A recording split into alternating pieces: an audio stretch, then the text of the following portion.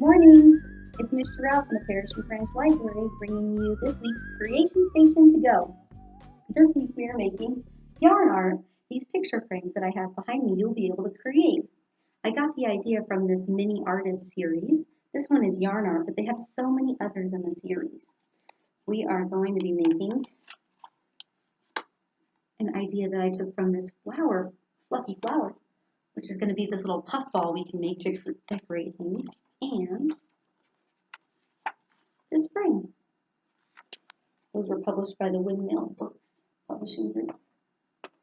You can check those out either at the Parish and Branch Library or on our gcpld.org catalog. So today when you go into the library, you need to pick up your supplies, and we want to make sure we have all those supplies before we get started. Our yarn, now the yarn at the library is only limited quantities and colors. So if you go in, the only colors that they have available are going to be the colors that they have there right then, okay? Then you've got your packet. So we've got in our packet a little plastic sleeve to hold it all together. And if you want to give it as a gift when you're done, you can put it back in there. It'll fit. We also have a magnet so that you can, if you want to magnetize your frame to something. We also have a hook if you'd rather hook it onto the wall. We also have these little glue dots. Now, those glue dots, you can't see them because they're covered on both sides, but there should be 4 in there, so just feel the 4. And then your frame, of course, with some holes punched into it. And your backing. Now this is what you're going to put your picture on. A couple things that I did not include in your kit that you're going to need are a pair of scissors and glue if you already have a picture in mind that you want to do. Alrighty, let's go ahead and get started. Now, one of the first things that I want to tell you about yarn is there's 2 different ways that you can start your yarn. One, if you just dig your finger around in the middle, get this kind of long extension of yarn here, then you can find the end. This makes it really easy because then you don't have to take the sleeve off of your skein of yarn. If you can't do that, if you just pull it out and there doesn't seem to be any, if you can't find the beginning, what you can always do is take off your sleeve, and then usually the end of the yarn on that side is there. Whatever you do, try not to unwind all of your yarn when you get started. Keep it into a nice little ball. Also, before you get started wrapping, you're going to need to curve the edges of your frame. I like to start with the inside of my frame as a reference, so from here to here, but on the outside. So you're going to start from the end, and you're just going to cut around to the other end. Now, this is the reason why we're doing this is just so that your yarn, when you get to the end, when you get to the corner, you're going to be able to wrap it and it'll stay on there. If the corners are at a point, then the yarn won't stay on there very well. Now, this doesn't need to be perfect, just curved as best as you can. I also want to mention that I'm going to be doing all of this over this table here next to me so that the yarn doesn't fall on the floor. The reason for that is that there's more opportunity for the yarn to unwind when we are doing it over the floor and it just rolls away from you. So there I did. I rounded the corners of my frame. Now I'm only working with the yarn and the frame right now. So I'm going to take my end of yarn here, and I'm just going to put it through one of the holes, any of the holes, put my yarn down. I'm just going to tie a knot in the end of this yarn. 1 and 2. It's okay if there isn't if there's a tail at the end. We're going to actually push that down underneath it and get started. So there's my knot. these holes are where the top of the frame can be. You can either have it oriented where it's portrait or landscape for your picture. So if you already have a picture in mind and you know which way you want to be at top, just keep that in mind. I started at the corner so I can decide which picture I'm going to put in. So as you get started, like I said, this tail, you can just push underneath here and just start wrapping. So like I said, I'm going to work over my table, so I'll scoot over a little bit. And you just take your yarn and throw it through the middle. And then over the top, throw it through the middle. As you do this, I like to hold my yarn with my other hand and my finger just so it kind of stays together. Now it doesn't matter how loose or tight you do your yarn, because I guarantee you will have enough yarn to go all the way around this frame, no matter how loose or tight you go. One more time, and I'll show you what I got here. Just went around maybe 8 times. Here's the front, and then here's the back. And look at that tail that we started with after we tied our knot. I just covered it up as I went around. So you can't even see it, but it's on the back anyway. Now, the next part we need to look at is the corner. The corner is a little intense. So I've got this that I've already started.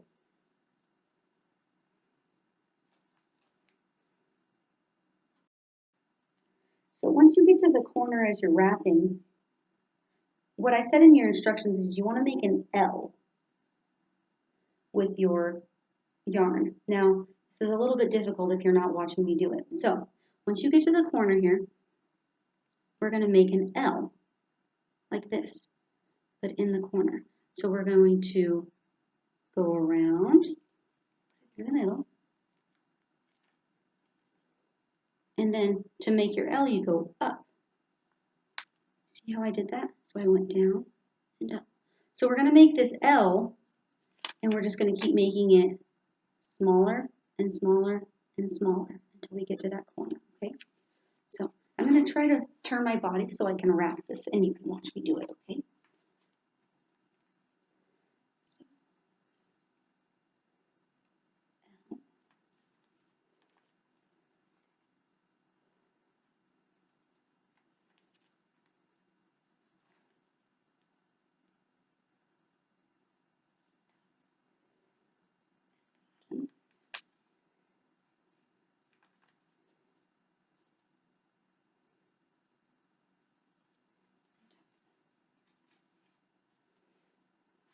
just gets closer and closer together like a slice pizza.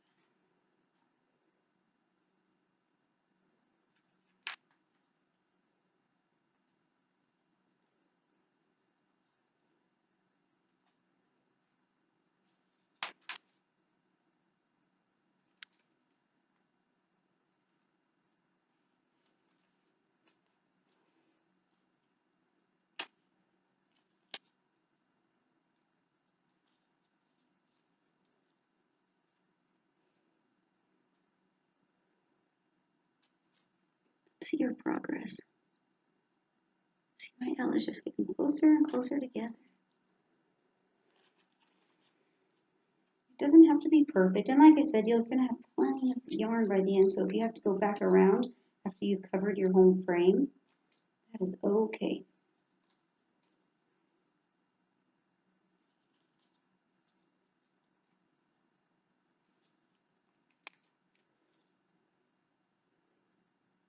See, I just went back and forth and back and forth. And now I can just turn my frame around. Now this is the top. And just go around, throw it in, and get going on this side. Whew. Are you tired? You just went around that whole frame. You did great. So now I'm going to show you how to finish it. So once we've gone around our entire frame, you just did that last corner, you want to take your yarn over, cut off the excess. You just have a little bit there. And then you want to just make a knot.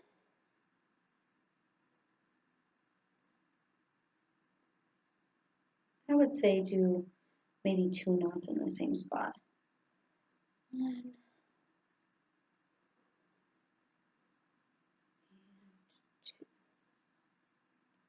next, you kind of need to decide which way your picture is going to be. If you don't have a picture, that's fine. But what you want to do is decide which way you want your picture to go. Again, portrait or landscape. And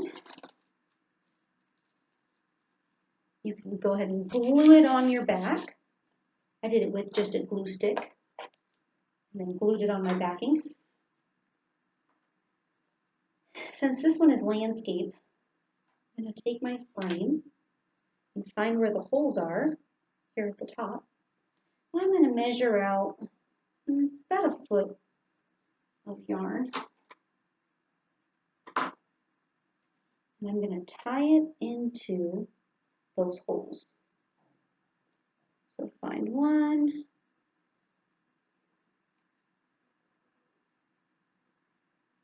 Tie it.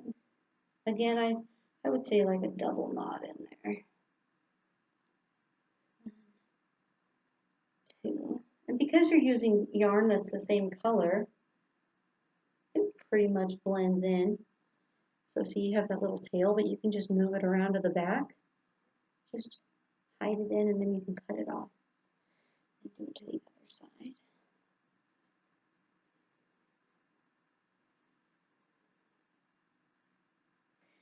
Now, I was going to mention, if you don't know which way you want your frame to go, you can just leave your backing off right now, and you can just have a cute frame to hang on your wall or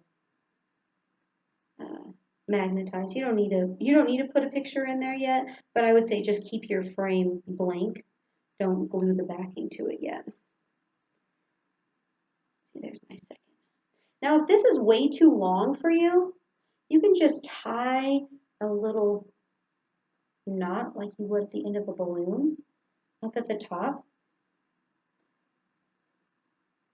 And just shorten it just a little bit. Okay? If you decide you want to do a magnet instead, on the back of your picture, what I like to do is just take this magnetic tape that you got in your kit, peel it off, and then I just put this right in the middle of my backing. So it doesn't really matter if your frame's going to be like this or like this. It doesn't really matter, because then once you get it, once you decide which picture you want to use, it won't really matter. So now I've got my picture, I've got my frame, and the hanger is already at the top. I just need my glue dots, and I'm going to glue them directly on the backing. So take them apart. And at the top of your picture, you want to put them a little bit wider. Put them all the way out at the end. This is so that if you don't have your picture yet, you can just slip it into the top. This is going to be a 4x6 picture. So you're just going to slip it in the top. But what you want to do at the bottom, so that the picture doesn't fall out, is you want to put the other dots in towards the middle on the bottom. You're just pushing these on, and then you're just giving them a good rub and then peeling it off so that they're left there. Pushing the glue dot on and then peeling the backing off. There you go. So these are a little bit closer in, and then these are all the way out. And then on the back of your frame, just want to line them up, front and back, and push your frame. Now these glue dots, they're really strong, but they take a little while to set. So I wouldn't hang your frame from its hook quite yet. I'd let it just adhere a little bit. If you don't think the glue dots are going to hold, I'd put just a tiny bit of hot glue on there, but if you don't have any of that, don't worry about it. They should hold it just fine. And then, again, you can just magnetize it, or you can hang it from your hook. And we're done. Good job. Thanks for joining me today. I look forward to seeing all your creations. Bring them back in the library and let us see how they ended up. We'll see you soon. Don't go. You were like, hey, I thought we were going to make this puffball. We are. I just wanted you to have your completed frame ready to go. Now, these puffballs are so fun. On this one, I added one to the top, to the hanger, but I also added one here to the bottom. I'll show you how to do that, okay? So, what I said in your instructions is you're going to take a regular fork. This is not included. So, you want to, I said maybe wrap about 20 times around your fork. You want to have a fork that has an even number of teeth. Okay? So I said wrap around 20 times. 1, 2,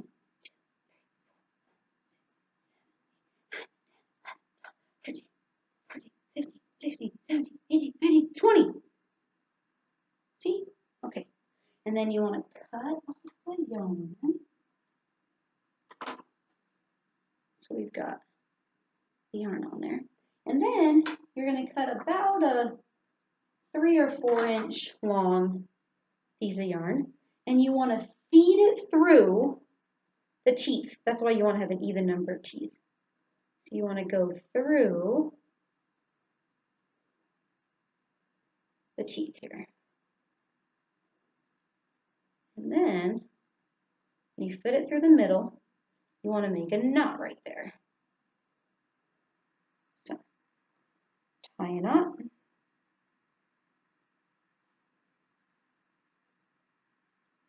And then I tied a knot on the other side too, just so that it would hold it.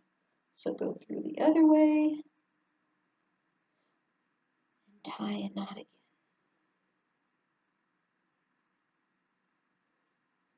So I have one knot on the front and one knot on the back. Okay? Now, once you get it to that point, while you keep it on the fork, take your scissors and just cut the very edge. The very edge of each side of the fork.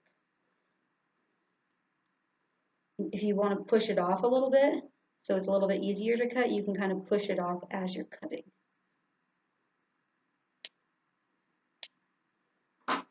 And then fluff it up a little bit.